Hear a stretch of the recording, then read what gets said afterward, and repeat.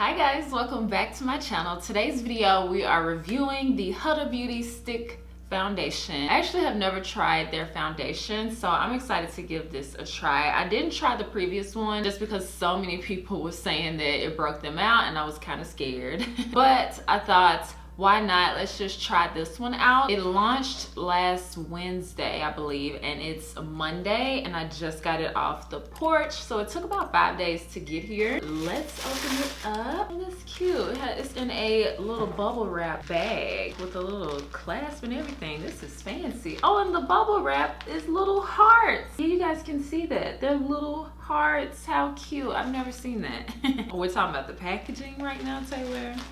So this is the foundation. It's a lot smaller than I thought, which is kind of a good thing. This is the FauxFilter Skin Finish Buildable Coverage Foundation Stick. And I got it in the shade Gingerbread, but if you guys watch my foundation reviews, you know that it's like hit or miss for me choosing my shade online. But I think I did okay based on this swatch right here. It was described as tan skin with golden neutral undertones, and that sounded pretty good. Sponge or a brush for light to medium coverage, and then for full coverage use a brush. This packaging is so cute. It's like frosted up here, but it's like jet black down here, which is so cute. It's really nice. Supposed to last up to 10 hours, so that'll be exciting to see when I start getting oily and anything like that. As you guys know, it's fall now. It's 55 degrees. A little cold, but not too cold to where I wouldn't get oily if I'm gonna get oily. It's waterproof, humidity and sweat resistant. It's customizable coverage. It has a natural finish, fragrance free, vegan, non-comedogenic.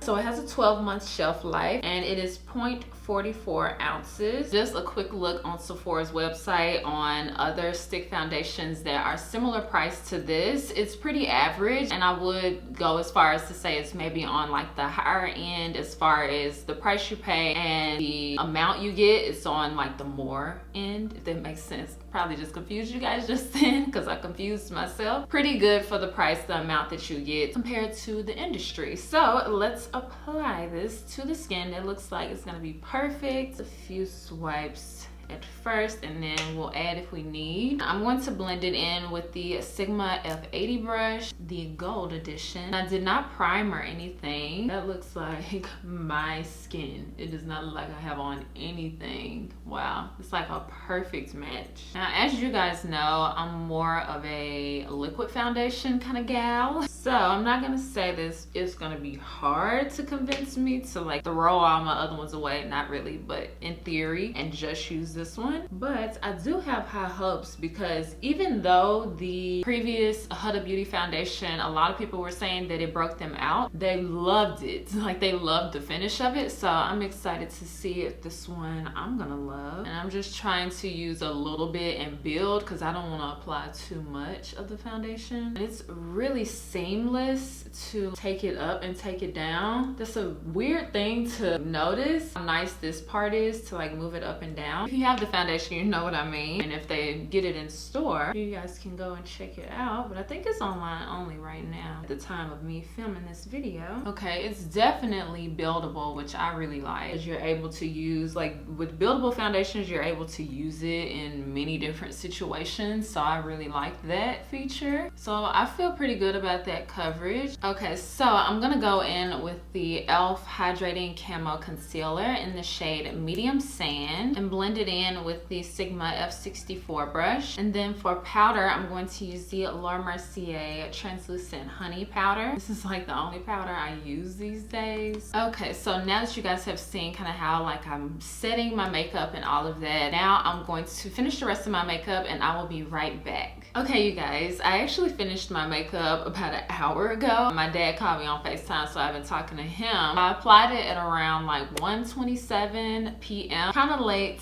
I'm gonna have to have this foundation on pretty late, but it's okay. As I was talking, I was noticing that my smile lines are kind of starting to crease. So we'll keep an eye on that throughout the day, but I really love the shade of this foundation, the finish, everything. Like the finish, it looks so smooth and just like a flawless finish. I really like that. And like I already said it, but the color, it's just so nice. Most of my foundations, and it's not even my fault most of the time, the closest thing to to me will either be too red, too yellow, too light, too dark. No brand really has something that's super perfect to my skin. It's rare for me to find that. I really like the shade of this. They did a really good job with my shade.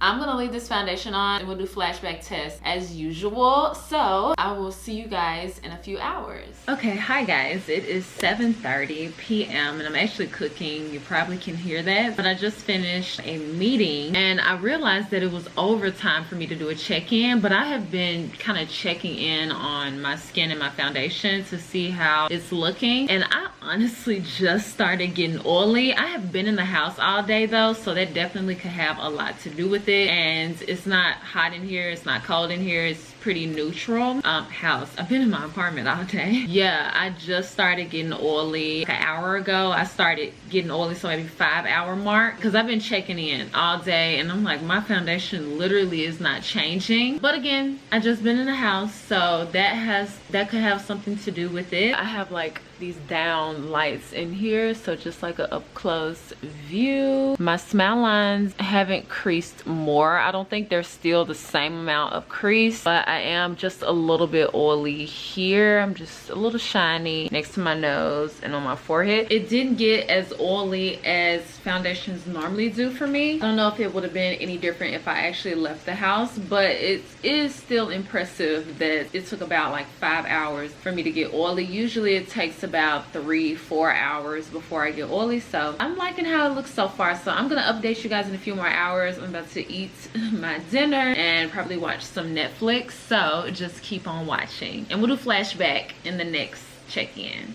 Hi guys, it is 10:16 p.m. so it's been almost 9 hours of wear. I am doing this check-in earlier than I wanted to. I actually wanted to wear the full 10 hours, but I really think it's just gonna keep doing what it's doing, and that's getting more oily basically. And my contacts are super dry, so I'm ready to just take off all my makeup. So yeah, I am more oily next to my nose, really oily on this side, and then I'm just shiny on my forehead, and my smile lines haven't creased more, but I haven't said anything since the last check-in pretty much. Maybe a few words, but not that many words. So I did the flashback test and I'll put the photos here. I tested it with the lights on in here and with the lights off, and there's no flashback. So nice. It's always nice when you have foundation that does not have flashback. As far as the wear time, I never really know what brands mean when they say that the foundation will wear for X amount of hours. I don't know what they mean by that, because I've never had a foundation that just doesn't change for the whole time period that it says. But I do like how the foundation looked. I love the color of it. It definitely lasted a little bit longer than my normal foundation. I would say I didn't start getting oily to about 5 hours, so that's pretty good actually. So the long wearing portion, I would give it some stars for that. But yeah, I'm gonna leave a comment down below basically asking you guys if you still like foundation reviews. Foundation reviews I really like to film, but I know with like mask and everything, I don't know if you guys are still wearing foundations, or even if you're not, I don't know if you still like watching foundation reviews. So make sure that you like the comment if you do like these videos, as well as give this video a thumbs up if you enjoyed it. Make sure that you subscribe before you leave, and I promise I'll see you guys next time. Bye guys.